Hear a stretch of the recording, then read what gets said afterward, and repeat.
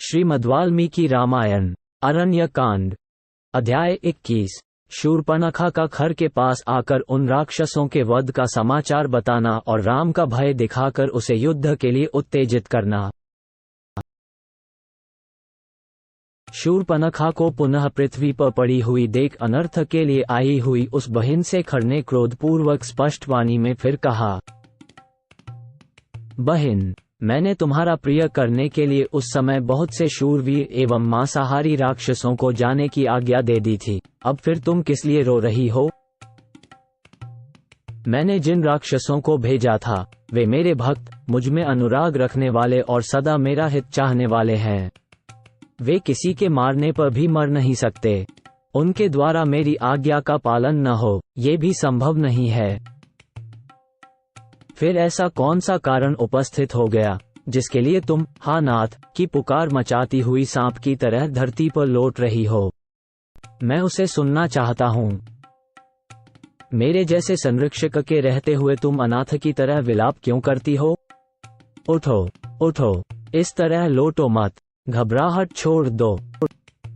खर के इस प्रकार सांत्वना देने पर वह दुर्धर्ष राक्षसी अपने आंसू भरे नेत्रों को पोंछकर भाई खर से बोली, भैया, मैं इस समय फिर तुम्हारे पास क्यों आई हूँ ये बताती हूँ। सुनो, मेरे नाक कान कट गए और मैं खून की धारा से नहा उठी। उस अवस्था में जब पहली बार मैं आई थी तब तुमने मुझे बड़ी सांत्वना दी थी।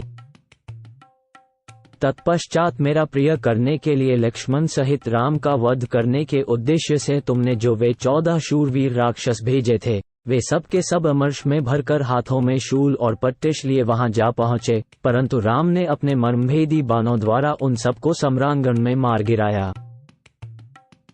उन महान वेगशाली निशाचरों को क्षण भर में ही धराशायी हुआ देख राम के उस महान पराक्रम पर दृष्टिपात करके मेरे मन में बड़ा भय उत्पन्न हो गया। निशाचर राज, मैं भयभीत, उद्विग्न और विषादग्रस्त हो गई हूँ। मुझे सब और भय ही भय दिखाई देता है, इसीलिए फिर तुम्हारी शरण में आई हूँ।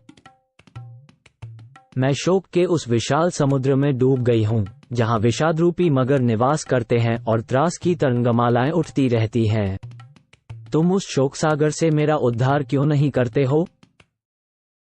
जो मांसभक्षी राक्षस मेरे साथ गए थे वे सब के सब राम के पैने बाणों से मारे जाकर पृथ्वी पर पड़े हैं।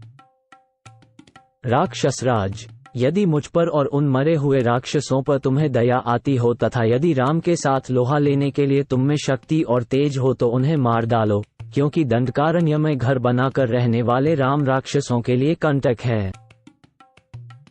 यदि तुम आज ही शत्रुघाती राम का वध नहीं कर डालोगे तो मैं तुम्हारे सामने ही अपने प्राण त्याग दूंगी, क्योंकि मेरी लाज लुट चुकी है। मैं बुद्धि से बारंबार सोचकर देखती हूँ कि तुम महासम में सबल होकर भी राम के सामने युद्ध में नहीं ठहर सकोगे। तुम अपने को शूरवीर मानते हो, किंतु तुम में शौर्य है ही नहीं। तुमने झूठे ही अपने आप में पराक्रम का आरोप कर लिया है। मूर्ख, तुम सम्रांगण में उन दोनों को मार डालो, अन्यथा अपने कुल में कलंक लगाकर भाई बंधुओं के साथ तुरंत ही इस जनस्थान से भाग जाओ। राम और लक्ष्मण मनुष्य हैं, यदि उन्हें भी मारने की तुम में शक्ति नहीं है तो तुम्हारे जैसे निर्बल और पराक्रमशून्य राक्षस का यहाँ रहना कैसे संभव हो सकता है? तुम राम के तेज से पराजित होकर शीघ्र ही नष्ट हो जाओगे, क्योंकि दशरथ कुमार राम बड़े तेजस्वी हैं। उनका भाई भी महान पराक्रमी है, जिसने मुझे नाक कान से हीन करके अत्यंत कुरूप बना दिया। इस प्रकार बहुत विलाप करके गुफा के समान गहरे पेट वाली वह राक्षसी शोक से आतुर हो अपने भाई के पास मूर्छित सी हो गई और अत्यंत दुखी हो दोनों हाथों से पेट पीटती हुई फूट फूट कर रोने लगी।